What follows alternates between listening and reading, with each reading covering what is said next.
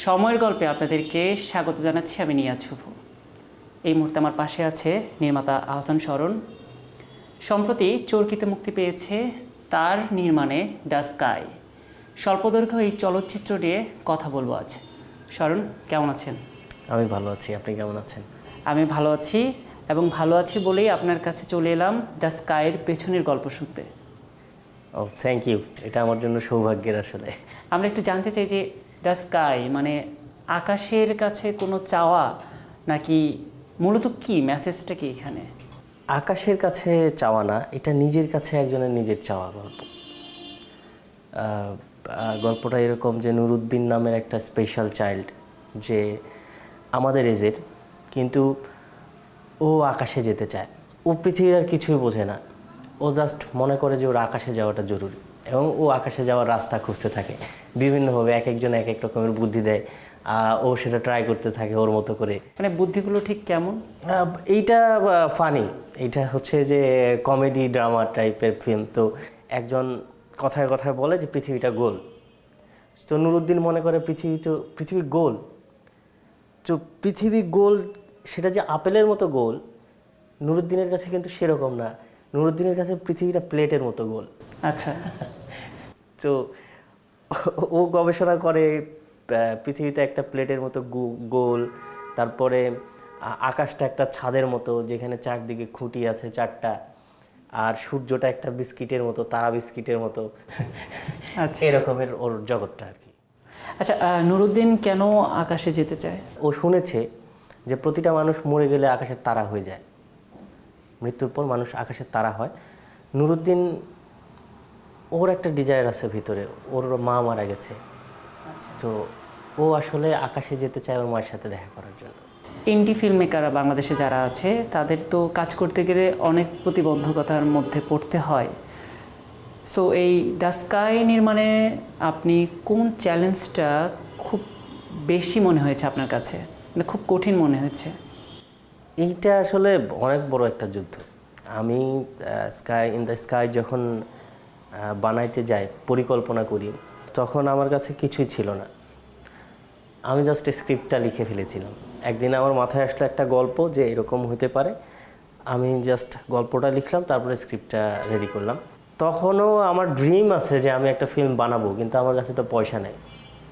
আমি কিভাবে বানাবো? তাহলে এটার পয়সাটা কোথায় পেলেন সেটাই তো আমরা জানতে চাই। হচ্ছে আমি আমার কাছের মানুষজনের কাছে বলা শুরু করলাম, কারণ তারা তো জানে আমার স্বপ্ন সম্পর্কে। আমি সিনেমা নিয়ে একদমই পাগল। তো তখন যে যার জায়গা থেকে আমাকে হেল্প করার চেষ্টা করেছে। এইখানে ইন দ্য স্কাইয়ের নাম বলতে গেলে আসলে কয়েকজনের নাম মেনশন করতেই হবে। আমি তাদের নাম মেনশন করতে চাই, তাদের কাছে আমি চিরকৃতজ্ঞ। যেমন তাহমিনা ইমাম, উনি আমাকে অনেক টাকা দিয়েছিলেন ফিল্মটা করার জন্য। ইবনুল কাইয়ুম সনি, উনি অ্যাক্টিং করেছেন। আমরা বেনাপোলে শ্যুট করেছি, একদম বাহাদুরপুর বাউড়ের পাশে। তো ওটা বর্ডার ছিল, ওই এরিয়াতে শ্যুট করার জন্য সব রকমের আমরা সাপোর্ট সনি মামার কাছ থেকে পেয়েছিলাম। সুজয় রাজ, যে কিনা আসলে নুরুদ্দিন ক্যারেক্টারটা করছে, আমার ফ্রেন্ড, ও আমাকে অর্থ দিয়ে, তারপরে সময় দিয়ে নানাভাবে হেল্প করছে। আমার গুরু আসমা আক্তার লিজা, উনি আমাকে হেল্প করেছেন। তো সমর ঢালি, যিনি আমার ডিওপি, উনি কোনো টাকা নেননি আমার ফিল্মটা করার জন্য। সাইফ রাসেল এডিট কালার করে দিয়েছেন। আমি খুবই নামমাত্র টাকা দিতেও পারছি কিনা আমার আসলে মনে নাই। মানে সবাই আপনার কাজটাতে পাশে ছিল, আপনাকে হেল্প করেছে। কিন্তু আমি জানতে চাই যে আসলে এই যে একটা ইন্ডাস্ট্রি হয়ে উঠতে পারে স্বল্পদৈর্ঘ্য চলচ্চিত্র, সেটা তো বাংলাদেশে সেই পরিবেশটা নেই। তো সেইটা আসলে কতটা জরুরি? ফিল্ম ইন্ডাস্ট্রি যদি ডেভেলপ করতে চায়, তাহলে স্বল্পদৈর্ঘ্য চলচ্চিত্র বানানোটা খুবই জরুরি প্রত্যেকটা ফিল্ম মেকারের জন্য, যারা ভবিষ্যতে বড় ফিল্ম বানাতে চাইবে তাদের জন্য। কারণ এটা একটা প্র্যাকটিস। একটা স্বল্পদৈর্ঘ্য ফিল্ম বানানোও কিন্তু অনেক বেশি টাফ একটা নতুন নির্মাতার জন্য। তো সেই জায়গা থেকে বাংলাদেশে যে স্বল্পদৈর্ঘ্য ফিল্মের যে একটা জোয়ার চলতেছে, এইটা খুবই ভালো, খুবই অ্যাপ্রিসিয়েটেবল। বাংলাদেশে যে স্বল্পদৈর্ঘ্য চলচ্চিত্রগুলো নির্মাণ করা হচ্ছে, এগুলো শুধুমাত্র ফেস্টিভ্যালে দেখানোর জন্যই বানানো হচ্ছে, এবং ফেস্টিভ্যালে দেখানোতেই সীমাবদ্ধ থাকছে। দেশের গল্প, দেশের মানুষ দেখার কিন্তু কোনো স্কোপ থাকছে না। সেই জায়গা থেকে আসলে কি ধরনের ব্যবস্থা করা উচিত বলে মনে করেন? এই যে চরকি আমরা দেখতেছি একটা বড় প্ল্যাটফর্ম, ওটিটি প্ল্যাটফর্ম। ওনারা আমাদের ফিল্মগুলো নিলেন, 5 জন ডিরেক্টরের 5টা ফিল্ম নিলেন এবং সেটা দেশের মানুষের দেখার একটা সুযোগ হলো। ফেস্টিভ্যালের বাইরে বাংলাদেশে এরকম আরও বেশ কিছু বড় প্ল্যাটফর্ম আছেন যারা চাইলেই স্বল্পদৈর্ঘ্য ফিল্মকে কিন্তু প্রমোট করতে পারেন। এইটা শুধু সদিচ্ছার দরকার, আর কিছুই না। এখন শর্ট ফিল্মকে যদি ওনারা প্রমোট না করেন তাহলে যারা নতুন ডিরেক্টর আছে তারা তো সুযোগ পাবে না এবং ম্যাক্সিমামই ঝরে যাবে। আমরা শুরু করেছিলাম 13-14 জন আমাদের টিমে ছিলেন, এখন আমরা 2 জন টিকে আছি। মানে সেই সময় যারা ইন্টার পরীক্ষার সময় আমরা যখন শুরু করছিলাম, তারপরে অনার্স শেষ করে আসার পরে এখন আমরা মাত্র 2 জন ফ্রেন্ড টিকে আছি। বাকি যারা ছিলেন তারা অনেক বেশি ট্যালেন্টেড, কিন্তু কেউ কিন্তু থাকতে পারে নাই, তারা চলে গেছে। সবাই 1-2টা শর্ট ফিল্ম বানায় চলে গেছে। মানে দিন শেষে তো আমি যে প্রোডাকশনটা করব সেখান থেকে আমি লাভবান হতে চাইবো। হ্যাঁ, আমি যদি সেখান থেকে আসলে লাভবান না হই তাহলে তো আমি সেই কাজে আগ্রহ হারিয়ে ফেলবো।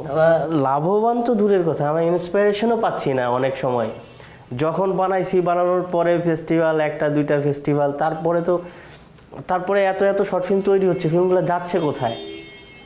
যারা ফিল্ম বানাইতে চায়, যারা এই সাইডটাতে চিন্তা করে যে আমি আমার ফিল্মটাকে দেখাইতে চাই, সরাসরি ইউটিউবের জন্য না, আমি ফিল্মটা ফিল্মের মতো ট্রিট করতে চাই, তাদের জন্য অবশ্যই প্ল্যাটফর্ম দরকার। আচ্ছা, এই যে আপনি ইউটিউবের কথা বলছেন, সম্প্রতি সময়ে যদি আমরা দেখি যে ইউটিউবে বা ফেসবুকে বিভিন্ন ধরনের শর্ট ফিল্ম আমরা দেখি যেগুলো আসলে সাথের বন্ধুকে নিয়েও হয়তো বা দেখার যোগ্য না। তো এইগুলোকে আসলে আপনাদের শর্ট ফিল্মের কোনো জায়গায় প্রশ্নবিদ্ধ করে কিনা? ভালো জিনিসের কদর আসলে সব জায়গাতে আছে আমি মনে করি। সেইটারও একটা নির্দিষ্ট পরিমাণে দর্শক আছে, সেই জন্যই মানুষ বানাচ্ছে এবং ওইখানে আমরা মিলিয়ন ভিউ দেখি, যে মিলিয়ন ভিউ হয়ে গেছে। তো ওনাদের অবশ্যই একটা চয়েস আছে, সেই চয়েসের কারণে ওনারা বানাচ্ছেন।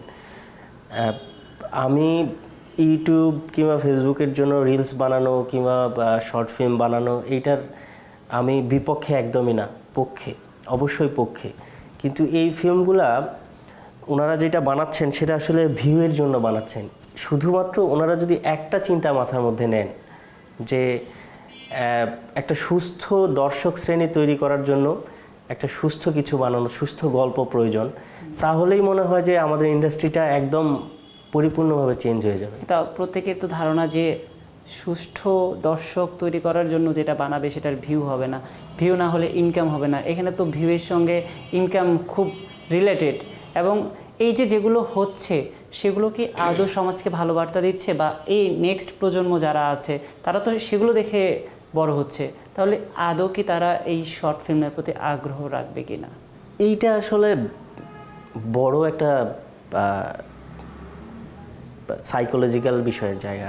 আমি বলি যে মানি মেকিং, একবার এই মানি মেকিংয়ের লোভ যার মধ্যে ঢুকে গেছে, সে আসলে সবসময় চাইবে কোনো না কোনোভাবে মানি মেক করতে।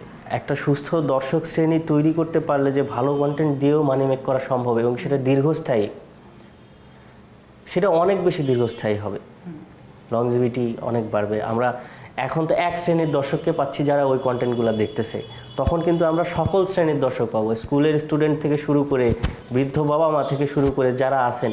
এখন তো ম্যাক্সিমাম মানুষের হাতেই একটা অ্যান্ড্রয়েড ফোন আছে যারা দেখতেছে কন্টেন্ট। তো আমার কাছে মনে হয় যে তখন আমরা সকল শ্রেণীর দর্শক পাবো এবং সেটাতে আরও বেশি আমরা বেনিফিটেড হতে পারবো। আচ্ছা, আরেকটা বিষয় জানতে চাই যে আপনার স্বল্পদৈর্ঘ্য চলচ্চিত্রটি তো এখন দর্শকের কাছে পৌঁছে গেছে, চরকির মাধ্যমে দর্শক এখন দেখতে পাচ্ছে। তো এটি আসলে আপনার কতটুকু আত্মতৃপ্তির জায়গায় যেতে পেরেছে? আমি চরকির কাছে খুবই কৃতজ্ঞ। আমি গত 15 বছরের মতো হলো এই লাইনে আছি। আমি খুব বেশি কিছু করি নাই, আমি জাস্ট নিজে থেকে চেষ্টা করে যাচ্ছি। আমার কাছের মানুষজন কিছু আছেন যারা আমাকে হেল্প করছেন। এই দীর্ঘ ইন্টার লাইফ মানে ক্যারিয়ারের এটা আমার জন্য সবচেয়ে খুশির মোমেন্ট এই কারণে যে আমি এর আগে মূলত আমার অভিনয় করার ইচ্ছা ছিল। আমি অভিনয়ের জন্য দীর্ঘদিন থিয়েটার করছি, আমি 12 বছরের মতো থিয়েটার করছি।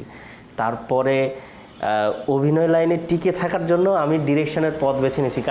কারণটা আমি বলি, কারণটা হলো যে আমাকে বাড়ি থেকে চাপ দেওয়া হচ্ছিল যে সব ছেড়ে দিয়ে জবে ঢুকতে হবে, আমার ব্যাংকের জব। এই ফার্স্ট টাইম আমার জীবনে এরকম একটা সুযোগ আসছে যে চরকিতে আমার অভিনীত একটা ফিল্ম যাচ্ছে এবং আমার ডিরেকশানে একটা ফিল্ম যাচ্ছে। এই যে আপনি বলছিলেন যে অভিনয়ের কথা, আমরা কিন্তু জানি যে যে 5টি শর্ট ফিল্ম চরকিতে যাচ্ছে তার একটিতে আপনি মুখ্য চরিত্রে অভিনয় করেছেন, সেটার অভিজ্ঞতা একটু জানতে চাই। এইটার অভিজ্ঞতা আসলে সবসময় দারুণ, প্রত্যেকটা চরিত্র করার অভিজ্ঞতা সবসময় দারুণ। এবং সুব্রত সেনগুপ্ত চরিত্রটা যেই সময়ে আমি সুব্রত সেনগুপ্ত ক্যারেক্টারটা করি, একে তো তারেক মাসুদ স্যারের স্ক্রিপ্ট, সেইটার প্রতি তো আলাদা একটা টান। তারপরে আবির ভাই খুবই ভালো মানুষ, আমার ফ্রেন্ডও বটে, খুবই কাছের মানুষ।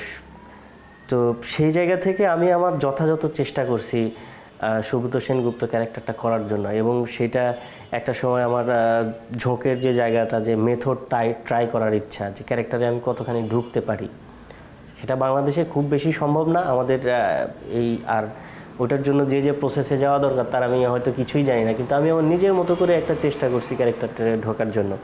এবং আমার কাছে মনে হয়েছে যে ওইটাতে ঢুকতে, যে ওই সুব্রত সেনগুপ্ত শ্যুট করতে প্রায় 8 মাসের মতো সময় লেগেছিল।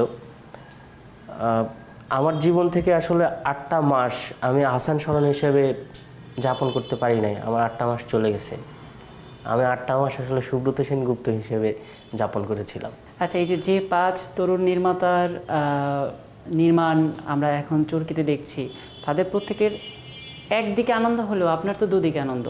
একে তো আপনার নির্মাণের ফিল্ম একটি আছে এবং আপনার অভিনীত একটি আছে, সো আপনার উদযাপনটা কেমন হচ্ছে? আমার উদযাপন আমি আমার নিজের মতো করে উদযাপন করছি, আমার খুবই ভালো লাগছে। আমার বন্ধু বান্ধব যারা আছেন, আমার পরিচিত মানুষজন যারা আছেন, সবাই আমাকে কংগ্রেচুলেট করছেন, এবং খুবই ওয়ার্ম একটা ফিল হচ্ছে আমার এখন। শরণ, আমরাও চাই আপনি অভিনয়েও থাকেন এবং নির্মাণেও থাকেন। আমরা আপনার কাছ থেকে নতুন নতুন কাজের প্রত্যাশা করি। আপনাকে অসংখ্য ধন্যবাদ আমাদের সঙ্গে সময় দেওয়ার জন্য। আপনি যদি আপনার দর্শকের উদ্দেশ্যে কিছু বলতে চান। আপনাকেও ধন্যবাদ, আপনি এত কষ্ট করে আমার মতো একজন লোকের ইন্টারভিউ নিতে আসছেন, আর কি আমার সাথে কথা বলতে আসছেন। আর দর্শকের উদ্দেশ্যে আমি বলবো যে আমি একজন নবীন নির্মাতা এবং নবীন অভিনেতা, দুটোই। আমি আসলে শিল্পের সাথেই থাকতে চাই। তো সেই জায়গাতে আপনারা আমার ফিল্মগুলো দেখবেন, 5টা ফিল্মই দেখবেন। আমি আশা করি আপনারা 5টা ফিল্মই দেখবেন, এবং 5টা ফিল্ম যখন আপনারা দেখবেন, আপনারা এই ফিল্ম সম্পর্কে ভালো মন্দ আপনাদের যে রিভিউ হয় সেটা আপনারা জানাবেন। তাহলে আমরা ইন্সপায়ার্ড হব ভবিষ্যতে আরও ভালো কাজ করার জন্য।